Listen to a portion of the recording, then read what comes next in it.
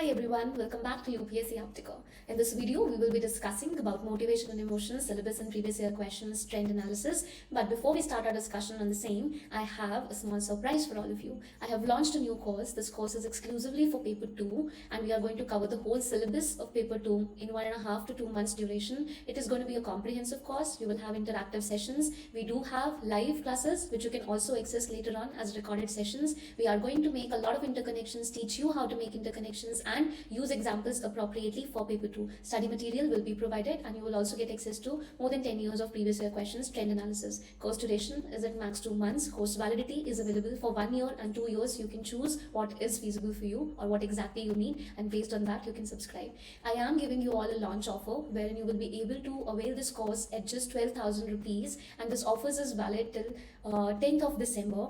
Along with this, there's an additional offer for all of you wherein you can get access to psychology of answer writing at 299 when you purchase psychology paper 2 course. If you have any questions, queries, doubts or anything you want to discuss, you can give us a call at this number 9478789098. You can download the app and check out the course features, and download the app to also download free material. You can move on to discuss our motivation and emotion, syllabus and previous year questions. Here is your syllabus. Motivation and emotion is one of the important units. Important it is because you are going to get straightforward questions most of the time. So when more number of questions are straightforward in nature, you will be able to score really good marks if you are prepared very well with these topics. The topics are very limited: psychological and physiological basis, motivation and emotion. They have asked it earlier. Measurement, effects and types of motivation, which factors influence these motivation, and your emotional competence. These are the core topics which you have to prepare. I am discussing with you questions from 2015 to 2024,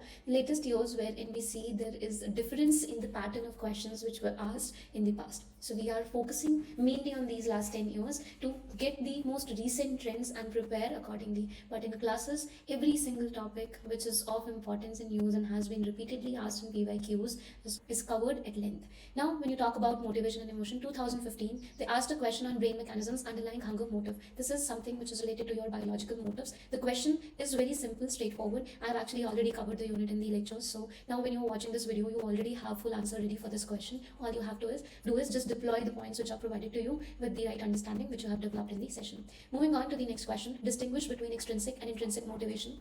Which one is more powerful and why? Because we have already discussed this. I hope you all understand that here you are going to set up your interaction with motivation and how motivation influences people in their day-to-day life. Then you connect on to the intrinsic extrinsic motivation. You can connect this with a lot of theories of motivation which we have studied mainly on the psychosocial front, and then you can put in that intrinsic motivation is more powerful. List down the reasons why and don't forget to add various factors which influence it positively. That is like a bonus point you are giving in your answer which will definitely fetch you bonus marks too. Moving on to the next year, 2016, they have asked you Mayer and Salovey's model and model 1, emotional intelligence. It was just a 10 marker, so it becomes very easy for you to explain the model in their contribution. Briefly, you will be talking about the model and you are going to highlight that how exactly this model has contributed in our understanding and also for the development of emotional intelligence. Explain motivational concepts with reference to homeostatic models. Again, this is something which comes from your biological motives which we were discussing. So from that part, it is again very simple. We have discussed like all of this in detail. So all you have to do is present your concepts properly in this particular the answer format which I have been discussing with you in psychology of answer writing. Following that, you will be able to write good answer. Just one thing in all of these questions I've discussed and the ones I'm going to discuss, I've always told you keywords play a very important role. Presentation matters a lot, so you have to ensure that all the right keywords which are associated to any given topic they are asking you, you should have it in your answer, because ultimately the keywords are going to make the examiner realize that you are very well prepared and you are aware of what you are writing. So keywords and few research citations in this particular unit will be really good. Examples, though, as it is everywhere, have to be added. Anyone who has not yet enrolled in the course and experiences any sort of difficulty in writing examples or how to use citation or picking up the right keywords can discuss it once with me. You can reach out either over a call, or you can just send a message, reach out on app, however it is convenient for you, and I'll guide you how to proceed in ensuring that you are able to add all of these elements in your answers appropriately.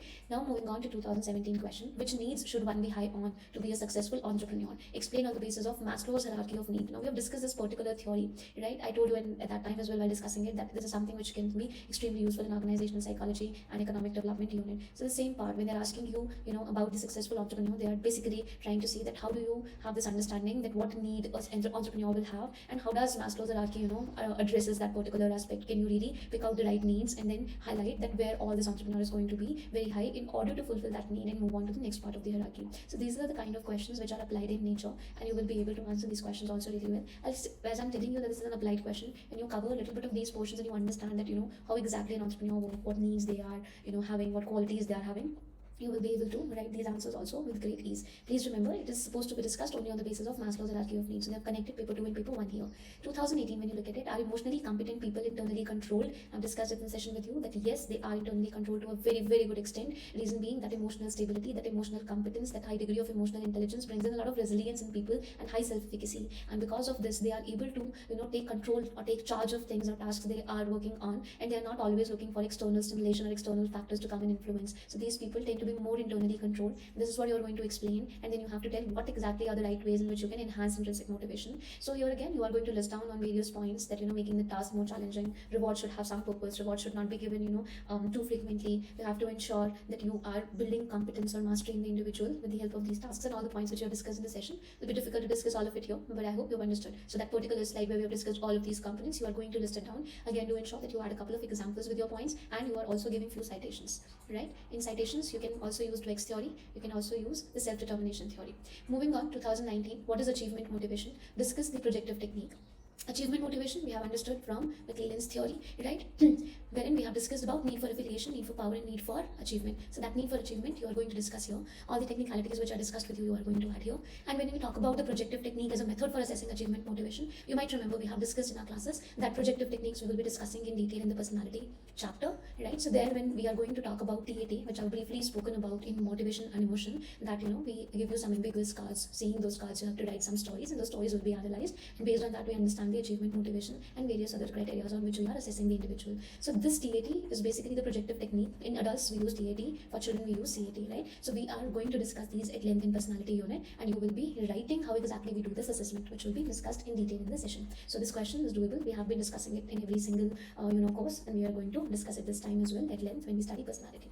Moving on to 2020, describe physiological and cognitive components of emotion. A very direct question, right? Something I've given you each and every point in the slides. Directly, you just have to put it all in your answer. Ensure that you are writing a good intro and a good conclusion for the same.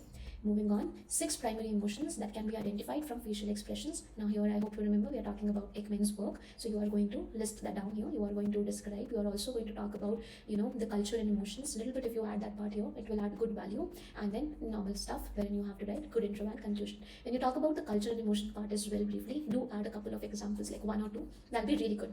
2021, physiological basis of emotion and its measurement, which means again we are repeating this particular question here. You are going to write it very easily. Measurement part also I have provided you in the classes. Everything is given to you on the slides. You are simply going to take either all or few of those points which I have given you, and you are going to list it down in your answer. And that is mainly it. Everything is available in the class itself, so you just have to simply ensure that you are learning it really well, and then you are able to replicate it very well when you are writing your answers. Do write citations wherever I'm providing it to you. Try to learn as many as you can. I understand everything will not be possible at the very beginning, but do remember the tricks I have told you, to remember all of these resources, at least the important ones. When you practice the way I'm telling you, you will be able to do it in a really better way. Next question, which approaches to motivation are more commonly used in an organization? If you look at this is again an applied question, and this is connecting to your organizational psychology. कौन सी ऐसी approaches and motivation की जो ज़्यादातर commonly use होती हैं? Again, if you look at it, we are going to talk about Maslow's theory from this side. You can talk about McClelland's theory. Other work motivation theories, when you will study in paper 2, you can definitely list them down here. But as of now, in this paper 1 motivation, we do not get into the details of that. So when we finish paper 2 organization psychology, whatever theories I'm going to teach you, like Adam's equity theory, and your other theories, you can just list down briefly as per the categorization which I'll be giving you. How these approaches might help to sustain or increase motivation. That is something we study at length. So you will be taking few points from there, and you are going to write your points with a little bit of explanation and with few examples. And that is something which is going to help you fetch decent marks here. Actually, more than decent. You will be able to score very good marks here. 2022, nurturing social intelligence at early developmental stages can play a critical role in conflict resolution at later stages. Explain with the help of examples. I have put this question here to show you 2 main things. This one, social intelligence part, and the other one, conflict resolution part. But I definitely want you guys to understand this particular point, that this question is not just limited to motivation and emotion that way. The question can also be, considered from development of human behavior perspective, another unit which we are going to cover in few weeks time, right? So when you are answering this sort of a question, you can bring in both the perspectives, the typical perspective from development of human behavior and the perspective from motivation and emotion chapter which we have studied. So the conflict resolution, किस तरीके से हम conflict को resolve कर सकते हैं, क्यों social intelligence या emotional intelligence nurture करने की ज़रूरत है अलग-अलग stages पे. We can take example from Erickson's theory as well. I mean, there is a lot which we can cite, because it's more about bringing in multiple theories here and the understanding of the growing child, and how on every developmental stage you can bring in the right set of values and nurturance to help the child in understanding that conflicts are part of life, but how exactly can you learn to deal with these conflicts better. We can also add many points here highlighting that what sort of traits we can build or strengthen in children or adolescents when they are growing up, so that they become more resilient, they become as an individual who have high self-efficacy, and they are able to manage these conflicts really well. So all these strategies we are going to discuss. Plus what we've already discussed in motivation and emotion, those can be used here directly along with what I will be teaching you in development of human behavior. Next question here is on emotional competency is more important than intellectual competency, discussed in the context of school children. And this question again I want to tell you कि ये educational psychology के साथ में connect करके डाला गया है, क्योंकि जब हम बात करें अभी देखो it's very simple, आप educational के front पे देख लो, आप intelligence के front पे देख लो, आप development of human behavior के front पे देख लो, क्या है कि topic is going to be same, it is just that it has utility or application in so many other units that you will be able to make a good connection there, right? अब यहाँ पर we have studied कि कैसे EI, I have already taught you, we will discuss this in intelligence as well, but I've already taught you what EI is, what emotional competency is. So what you have to do here is the difference कि how EI is good and what are the benefits of developing emotional intelligence in children. So what you have to do, you have to highlight the comparison, that how it is better, why it is better, all these points which I discussed with you yesterday in the session, you are going to put down here, right? That it helps you in building the right strengths, it helps you in inculcating a lot more critical skills, it is enabling you to become more resilient, have high self-efficacy, better interpersonal relationships. So all of these things are very important and part of life. Just intellectual competence is not going to ensure that you have all these other skill sets and values. So that is what emotional competence brings to you. So you are going to discuss that how emotional intelligence is important for children and why it should be inculcated, right? You have studied half of it here, you are going to study a lot of it in intelligence with me, and in development of human behavior, then we are finally going to implement all of this in educational psychology when we talk about children again. So a lot of repetition happens, a lot of you see the topics or the themes here in one particular unit will be then used in so many other units, and that's the beauty of this particular optional subject, that you are reading one thing in one unit, but you get to use it, reuse it so many times. This is how you end up making a lot of interconnections too. Anyway, moving on to the next question, what do you understand by physical indicators of emotion? How are they relevant in polygraph test? We discussed it, right? It is a simple question given in most of the questions you're seeing here are very clearly discussed in NCERT and CCSL. It's just that the additional points, the conceptual clarity, the examples, citations which I'm giving you are going to be very important for you to frame or structure your answer. It's not that these questions are very unexpected. These are all expected questions, very clearly given. Simple headings are visible right in front of you when you open the book. So it's a simple question. कल हमने discuss किया था कि कैसे वो physical indicators के basis पर हम emotion पढ़ते हैं, typical physiology of emotions you are going to list down, and how much and to what degree are they relevant in a polygraph test you have to tell. We told that not going to be extremely well, because people when they are speaking the truth or the lie, it is not giving a very significant indication. Right? Earlier it was believed that it is very useful, but not that really useful according to the researchers. But still it is used in many places for the same. Now, 2023, what do you understand by psychological and physiological basis? Again, the same part, but this time for motivation. Give suitable examples. You have to highlight everything we have discussed and we have studied. The physiological basis, the typical biological motives we've studied, and the psychological one, all the theories we have studied. You are going to take important key points, list down all of it in your answer, along with examples. Very much doable, simple stuff. 2024, what are the main differences between James Lange and Cannon-Bard theories of emotion? A comparison, easily doable, 10 marks only. Explain the biological and cultural basis of emotions. So biological and psychological we have been discussing so far. This time you have to tell biological and cultural basis. That also we've discussed. Easy it is for you to answer. Do people reveal their emotions through non-verbal cues? Definitely. We have discussed that already. Right? When you study language and communication as well, we study the non-verbal communication, and that is again where you study that how non-verbal cues are used and how people express a lot of their emotions through the non-verbal cues. Brilliant answers can be written because all the examples when you add makes your answer enriched. That is what is going to make your answers brilliant, to be very specific. And some good examples from different cultures. Then citation for the same examples, and the key points you are giving. You can write very beautiful answers for this. Then explain the main components of EI, Mayer-Salovey's model. You can just simply present it here. What does the research evidence suggest about the role of training in its enhancement? Discuss. So to what extent, we can train people in emotional intelligence? Is it possible? It is possible to a decent extent, but there is definitely, clear-cut evidence that many people who are naturally very empathetic and have high degree of emotional maturity and understanding, right, which makes them more emotionally intelligent and they do not need training. But it's a simple point where I want you to understand training works. books, training can help. And in organizations, in schools, in various institutions, even in therapeutic means, we try to, inculcate or provide training to people to build emotional intelligence. Definitely doable. So positive results for that. You can highlight it in your answers, and it's more like, you're going to give both sides of it, to what extent it is possible and where exactly are we going to face difficulty in doing so. So you list down both the sides, you will get really good marks. Then citing relevant examples, explain how intrinsic and extrinsic motivation differ. Referring to relevant studies, describe factors influencing intrinsic and intrinsic motivation. If you see, it is like a repeat question. They have asked you earlier as well. They're asking you again. So same part can be, discussed here very easily. What I want all of you to now understand is how the trends are changing. See, questions are coming every year. The number of questions I want you to have a look at. 2015, 2 questions, both on motivation. 2016, you got 2 questions again, one on motivation, one on emotion, which is EI. Mainly, if you look at it, this can also go in intelligence chapter. Depends where you want to put it in CA. Okay? अगर आप intelligence में डालोगे तो सिर्फ motivation के ऊपर question पूछा. अब next question 2017 again motivation. 2018 emotion, competent people, right? 2019 motivation. 2020 में अब उन्होंने emotions के ऊपर दोनों question पूछे क्योंकि इतने सालों से, not just this, even before 2015 they were asking you more questions on motivation. Now in 2020 they have skipped motivation and they've asked you both the questions on emotions. 2021 they've asked you again about emotion, but now with the balance wherein one question from motivation, one question from emotion. 2022 when you look at it, this part we are going to put 1 second. We're going to put it here in emotions. And you can also look at this particular question from development of human behavior perspective. So in that sense, when you take it that side, you can keep this question out also, right? Depends how you want to see it. I am clubbing it here so that you all get the right understanding of connecting the dots and connecting these points in your answer. Emotional competence, emotional part, right? ये भी again बहुत सारे हम units के साथ में दे सकते हैं, because typical intellectual and emotional competence intelligence में भी देखने मिलेगी. And then we discuss the applications of it in development of human behavior. Now this question again on emotion. So क्या हो रहा है अभी कि वापस से धीरे-धीरे they were bringing in emotions back into questions. वरना उसके पहले for a very long time it was just motivation they were asking you. 23 because now they have asked you to consecutive years about emotions. Now they want to ask you about the motivation. So here you can see this question on motivation, right? Next question, 2024, emotion. This emotion, this emotion, here motivation, right? 3 questions on emotion, 1 on motivation. What do we understand? What is 2025 going to be like? Before I talk about 25, let me just quickly tell you कि number of questions have significantly increased. अभी ये नहीं सोचना कि इतने questions आए 2024 में तो 25 में भी बहुत आएंगे. Doesn't work like that. If you have noticed my previous analysis where I have discussed all the questions and trends with you, I've told you in paper 1, there's a little imbalance they tend to have. One unit or the other unit every year will be given a lot of importance, and more questions will be asked from that unit, whereas some other unit will be completely sidelined for that particular unit.